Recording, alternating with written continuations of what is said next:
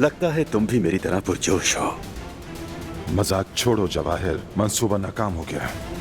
बारान आदमियों को खुद चेक करेगा, तुम अंदर नहीं आ सकते।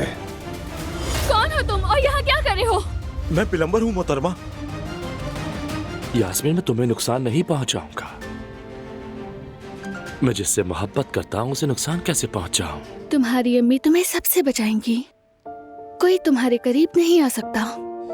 मेरी बात मान लो बारान बेटे, इस वक्त दिलान को तुम्हारी जरूरत है। करीब मत आना। दिलान रुको, मैं हूँ, क्या कर रही हो?